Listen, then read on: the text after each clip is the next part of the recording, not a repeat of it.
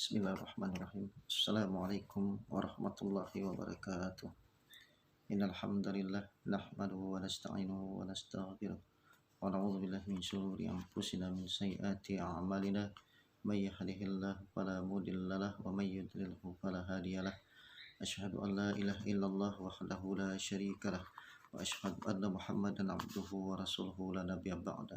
Allahumma salli wa sallim wa barik ala Muhammad wa ala alihi wa sahbihi ajma'in amma ba'd. Faqala Allah ta'ala fil Qur'anil Karim. A'udzu billahi minasy syaithanir rajim. Bismillahirrahmanirrahim. Ya ayyuhalladzina amanu taqullaha haqqa tuqatih wa la tamutunna illa wa antum muslimun. Faqala aidan ya ayyuhan nasu taqu rabbakumul ladzi khalaqakum min nafsin wahidah wa khalaqa minha zawjaha wa basta minhuma rijalan katsiran wa nisaa'a واتقوا الله الذي تساءلون به والأرحام إن الله كان عليكم رقيبا فقال تعالى يا أيها الذين آمنوا اتقوا الله وقولوا قولا سديدا يصلح لكم أعمالكم ويغفر لكم ذنوبكم ويطع الله ورسوله فقد فاز فوزا عظيما فإن أصدق الكلام كلام الله وخير الهدى هدى محمد صلى الله عليه وسلم وشر الأمور محدثاتها وكل محدثة بدعة wa kullu bid'atin dalalah wa kullu dalatin finnar. Ma'asyiral muslimin dan muslimat yang berbahagia dan yang dirahmati Allah Subhanahu wa taala. Alhamdulillah pada pagi hari yang mulia ini di bulan Syawal yang masih tersisa beberapa hari ke depan ini, mudah-mudahan kita senantiasa diberikan Allah umur yang panjang sehingga kita senantiasa dapat menikmati hari-hari kita, isi hari-hari kita dengan beribadah kepada Allah Subhanahu wa taala. Kaum muslimin dan muslimat yang Allah muliakan, kita wajib menghormati dan memuliakan saudara kita. Memuliakan saudara kita karena Allah. Janganlah sekali-sekali kita menghina, merendahkan kedudukannya atau menjelek-jelekkannya dalam bentuk apapun. Dengarkanlah ucapan dengan seksama. Jangan meremehkan pendapat-pendapatnya dan janganlah pula menganggapnya rendah dan hina, khususnya di hadapan orang banyak. Apalagi jika ada seorang mukmin yang saleh, sangat tidak pantas kita merendahkannya. Sekalipun ia adalah seorang yang miskin papa, tak berkedudukan dan buruk rupa, sebab harta, rupa ataupun kedudukan bukanlah sesuatu yang dipandang oleh Allah Azza wa Jalla. Ingatlah hadis Rasulullah SAW. Inna Allah la yunzuru ila suwarikum wa amwalikum walakin yanzuru ila qulubikum wa a'malikum.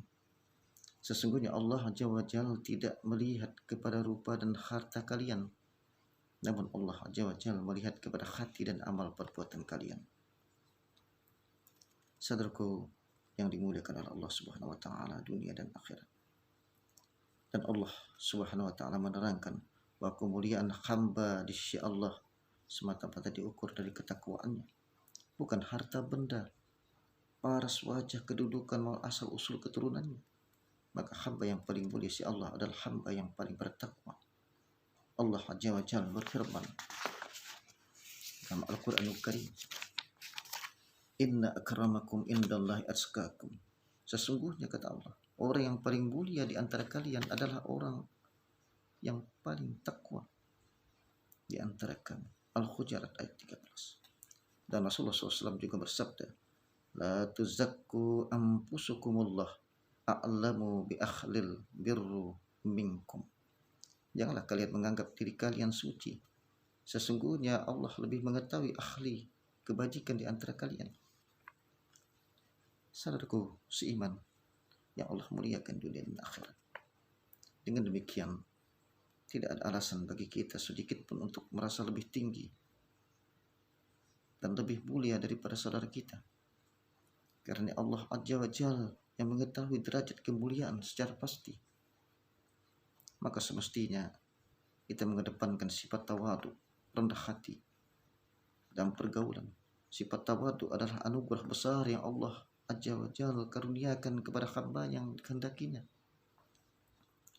Dan barang siapa yang bertawadu karena Allah, niscaya Allah Azza wa Jalla akan mengangkat derajatnya. Rasulullah SAW bersabda, Ma tawadda'a khaddullah illa rafa'ahullah. Tidaklah seorang bertawadu karena Allah kecuali Allah meninggikan derajat. Ketika ditanya tawadu, definisi tawadu, Al-Hasan Al-Basri menjawab, tawadu yaitu ketika kamu keluar rumah dan melihat orang lain, kamu selalu merasa bahwa mereka memiliki kelebihan dibandingkan dengan dirimu. Sebaliknya, jauhilah sifat sombong dan merendahkan orang lain. Sungguh sifat ini sangat dibenci oleh Allah Azza wa Jalla, dibenci oleh makhluk dan dapat menjadi racun dalam persahabatan. Rasulullah SAW telah memperingatkan umatnya dari sifat takabur. Beliau bersabda, la yadkhulul jannah man kana fi qalbihi misqalu dzarratin min kibrin. Tidak akan masuk surga yang di dalam hatinya terdapat seberat zarah kesombongan. Dan salah satu bentuk kesombongan adalah merendahkan orang lain. Rasulullah SAW menjelaskan dalam sabda beliau, al-kibru batarul haqqun wa ramtun nas. Kesombongan itu adalah menolak kebenaran dan merendahkan orang lain. Saudaraku yang dimuliakan oleh Allah dunia dan akhirat. Karena itu cukuplah seorang dikatakan buruk, jahat dan berdosa apabila menghina saudaranya sama muslim. Rasulullah bersabda, yasbim ri'im minas sara ayyahqira akhahul muslima. Cukuplah seorang dikatakan buruk, jahat apabila menghina saudaranya sama muslim. Nabi SAW menyebutkan penghinaan karena nasab dan asal-usulnya sebagai perilaku jahiliyah. Diriwayatkan dari Al-Ma'rur, ia berkata, aku bertemu Abu Dzar di Rabazah yang mengenakan sehelai pakaian dan budaknya juga mengenakan pakaian sama seperti yang dipakainya. Lalu aku bertanya kepadanya tentang hal itu. Ia berkata, sesungguhnya aku telah mencaci seorang lelaki. Lalu aku hina dia karena ibunya. Maka Rasulullah SAW berkata kepadaku, ya Abu Dzar, ayyartahu bi ummah innakam ru'um fika jahiliyah. Wahai Abu Dzar, apakah engkau menghinanya karena ibunya? Sungguh engkau adalah seorang yang masih memiliki perangai jahiliyah. Ma'asyiral muslimin dan muslimat yang berbahagia yang dimuliakan oleh Allah Subhanahu wa taala. Untuk itu marilah kita bersama-sama sesama muslim menjaga hubungan kita, silaturahim kita yang sampai terputus hanya karena perkataan penghinaan kita kepada mereka. Mudah-mudahan pada pagi hari yang mulia ini, mudah-mudahan amal ibadah kita masuk di bulan Syawal ini mudah-mudahan diterima oleh Allah Subhanahu wa taala, segala dosa-dosa kita diampuni oleh Allah Subhanahu wa taala.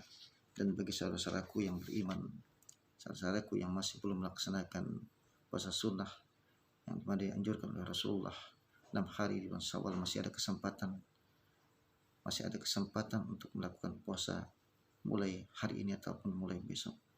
Insya Allah Jumat yang akan datang merupakan Syawal terakhir pada tanggal 30 Syawal pada Jumat yang akan datang. Sekali lagi, marilah kita bersama-sama mempererat hubungan silaturahim kita kepada sesama muslim. Demikianlah beberapa hadis Rasulullah tadi yang saya sampaikan. Mudah-mudahan ada manfaatnya bagi kita semua. Amin amin ya rabbal alamin. Wabillahi taufiq wal hidayah. Assalamualaikum warahmatullahi wabarakatuh.